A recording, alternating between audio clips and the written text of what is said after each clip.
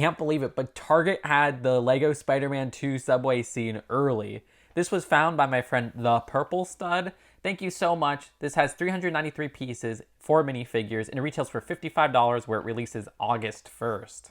Here's the Peter Parker minifigure, which has an entirely new face and torso print. I love the rips there, where this is the same torso you'd see in that No Way Home set, which was the last time we got Tobey Maguire Spider-Man. So this is kind of cool that there's like a battle damage version. And the face, yes, they got the Tobey Maguire beam face. At the back, torso printing, as well as an alternate facial expression where he looks pretty dang chipper. And the minifigure has an alternate headpiece, which is the same headpiece that came in that No Way Home Statue of Liberty battle set. The design of which even has some back printing, if you look right here. So this set has a new Doc Ock. It's the same face print they use in that No Way Home Statue of Liberty battle set. But this has a new hairpiece where they use the BTS hair, which I love seeing there. I don't have too much of that piece, unfortunately. A new torso and leg printing? Yeah, leg printing in a relatively cheaper side Lego Marvel set is like mind-blowing.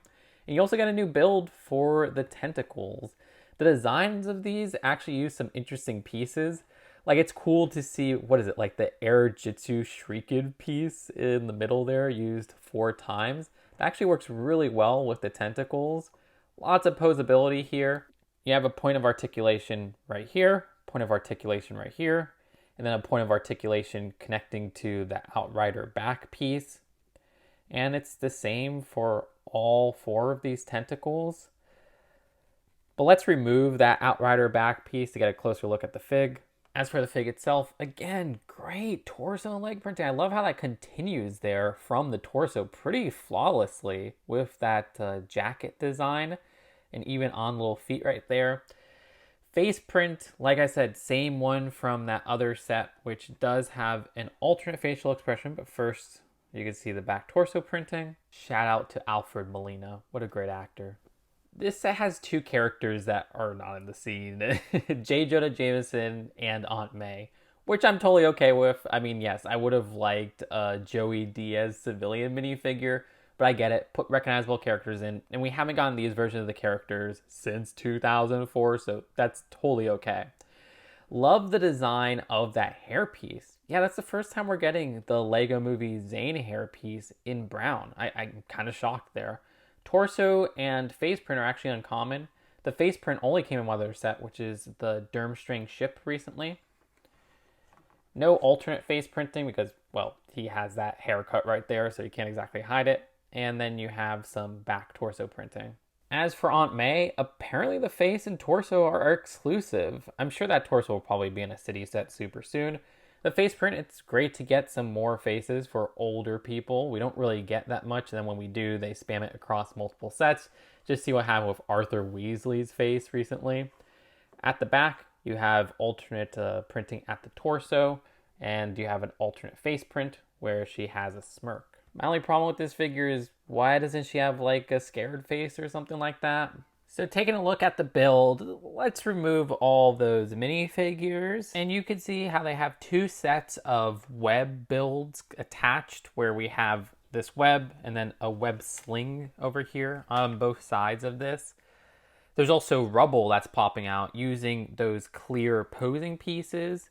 And these designs are just really fun little additions to make this a more action-packed scene, matching those stickered cracks in the windows and everything there. And with these effects, using these Technic pinholes, they're 1x1 bricks modified, I do kind of wish they just had a select few of those that fit the number of these little rubble pieces and these webs with the action pose piece to fit those designs in, because you end up getting 10 altogether, 5 on each side. So not all of them are going to be filled by stuff like the action pose piece or that clear Technic pose piece. And it looks awkward when you just have that open hole there. I don't know. It is kind of a nitpick though. Really noticeable when you remove everything. That's not a big problem though, because like I said, I think those accessories are kind of key to this scene. At the back, this 2x2 right here has a sticker on it. The front has a 1x3 sticker for Bay Ridge.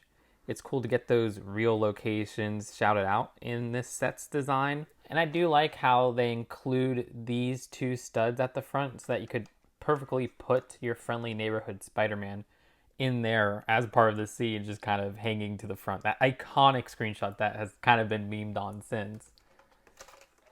On this side, we have another sticker on the window right there for the cracked window. More bars so that you can have minifigures hold on to there. Another sticker for Bay Ridge at the back with the studs.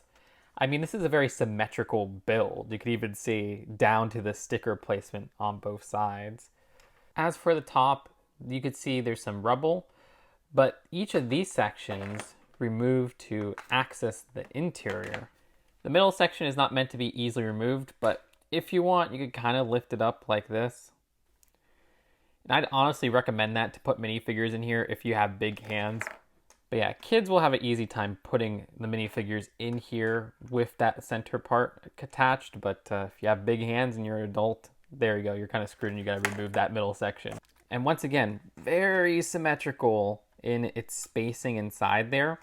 But I actually quite like how they have the seating done there. Sure, it's seating only on one side of each wall. But still, I like how you could fit a bunch of minifigures sitting down inside there. And then they have these two seats at the front and the back. I just think of so many vehicles of this size where you could maybe fit one or two minifigures. Inside there's more sticker designs. A panel with subway controls. That's a 2x4 sloped brick. Keeping up with that symmetry, it's on the other side as well. Anyways, the last thing to note is how this underside right here actually has Lego train parts where you have those wheels, two sets of them on each side. And there's something interesting that they put in here where they put a 2x2 swivel. But yeah, the option is that they give you two 1x2 tan plates so that you could fix this in place and not have it swivel around so much. This version is better for display on your shelf if you don't have train tracks. This version is better for play or if you have train tracks. So overall, there's a lot I love about this set. I mean, this is a Spider-Man 2 set in 2025, which is blowing my mind, and I hope we get more Raimi Trilogy Lego sets. I love the original ones back in the day, and I love those movies. The design of the minifigures is actually kind of great. Like, compared to so many other cheaper Marvel selections, we actually get dual molded legs. We actually get leg printing that's new for Doc Ock. Doc Ock has a lovely new torso and legs, and I love the update of the hair. Spider-Man has a great new face print for Peter Parker, and I love that torso with the rips. Aunt May is a funny inclusion. I'm still laughing at that. But the design of the face print being new and them not having a screaming face or scared face is very strange for a choice. Love the torso though, which is apparently new. And then the minifigure for JJJ has some rare pieces that we haven't gotten in many other sets. So that's all cool. The actual build for this subway train car is an interesting, simple, symmetrical build. We don't really see this as individual sets that are on the cheaper side nowadays. I mean, if you want to get train sets that are cheap nowadays, it's going to be some crappy 4+ trains. So I'm happy with that price alternative. However, the price is the big problem with this set. Why is this $55? This has no business being anything more than $40. I get it, Lego is expensive nowadays, but I just reviewed the Mario sets, which all have pretty good prices if you ask me for the summer, at least the ones I reviewed. So that's very annoying, and that brings it down a lot. With all things considered, I'd still give this a 7 out of 10. And maybe it's the nostalgia speaking, but like I said, there's a lot of unique things, which feels like it's on the quality of a lot of Lego Marvel sets from a couple years ago, not the simplified crap that feels ridiculous nowadays. Though I will say, it is the price of a Lego Marvel set nowadays. So let me know what you think in the comments below. Was I being too hard or was I being too generous? Subscribe here for more Lego news, commentary, and early Lego reviews. Check out my other summer 2025 early Lego reviews for stuff like Mario. Seriously though, you subscribing, liking, and commenting, and you just watching has helped out so much. So thank you. Algorithm's been rough, and I'll see you later. Peace out. Bye.